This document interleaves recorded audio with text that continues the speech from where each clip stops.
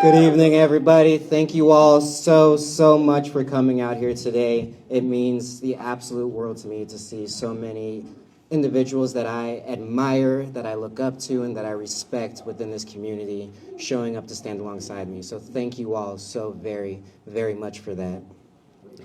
Before I say anything about policy, before I say anything about politics, I want to start with the reason I'm standing here today. My mother. The person that I could not have done it without. She came to this country from Trinidad and Tobago at 14 years of age, fleeing a government coup, not chasing opportunity, but escaping instability. By 19, she was a single mother, undocumented, working any job that would take her, cleaning homes, long shifts, minimum wage, doing whatever she had to do, not to get ahead, but just to survive and to make sure that I had a chance.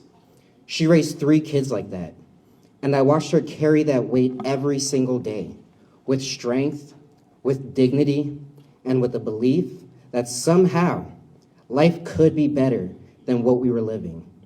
That belief is what raised me. Thank you. Thank you so much for everything.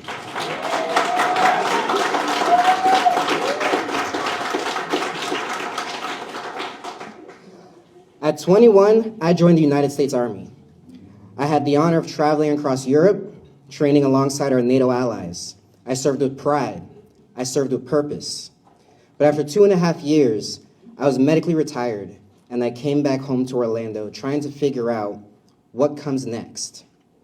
And what I came home to was a community struggling.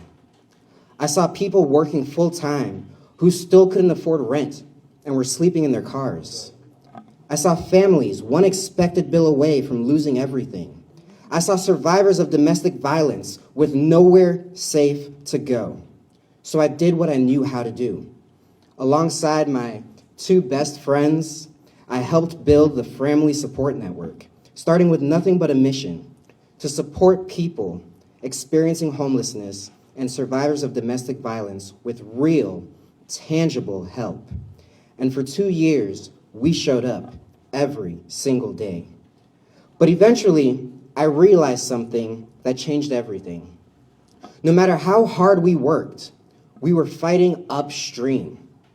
Because the problem wasn't just hardship, the problem was policy.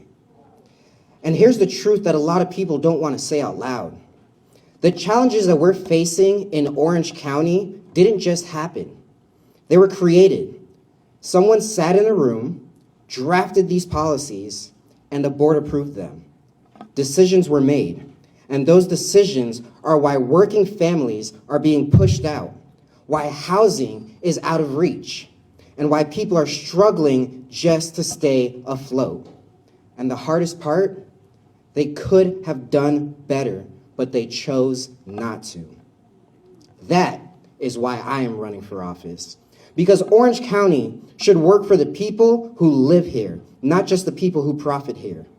If you work here, you should be able to live here. And right now, that's not a reality. Housing costs are rising faster than wages. Teachers, first responders, and working families are being pushed further and further away from the communities they serve. That's not just an economic issue. That's a moral failure.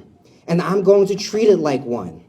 We need to declare a housing affordability crisis county-wide and act like it. And that means increasing supply. Yes, but real affordability.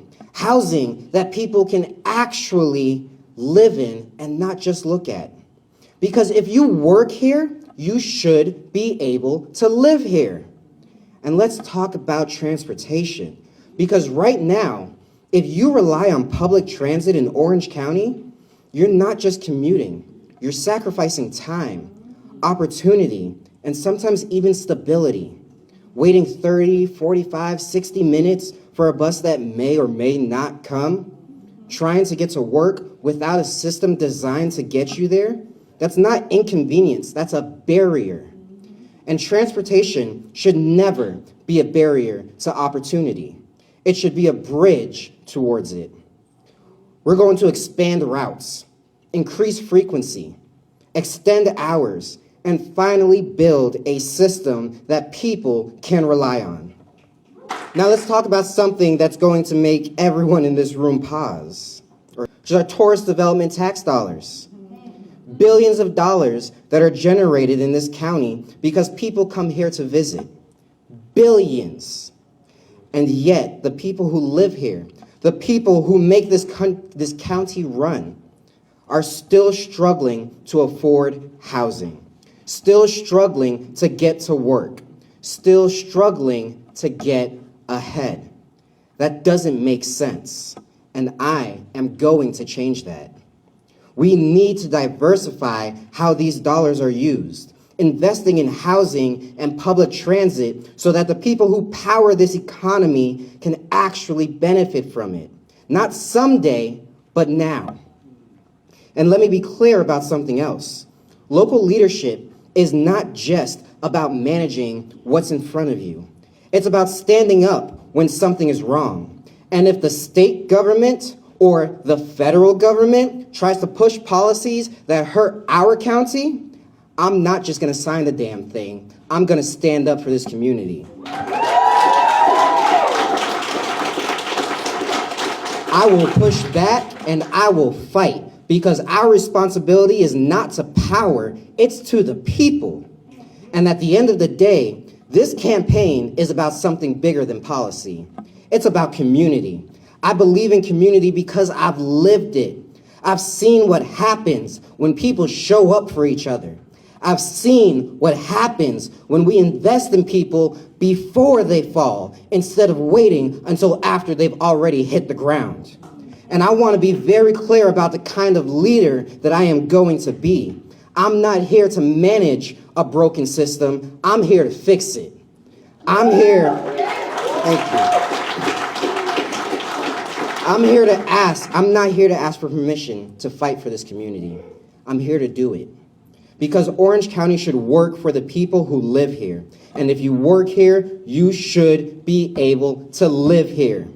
And if you're ready for leadership that understands the struggle, that's willing to confront it, and that's not afraid to change it, then let's build something better together. My name is Aaron Emmanuel Lewis, and I am proudly running to be the first Orange County District 7 Commissioner. Thank you all for being here.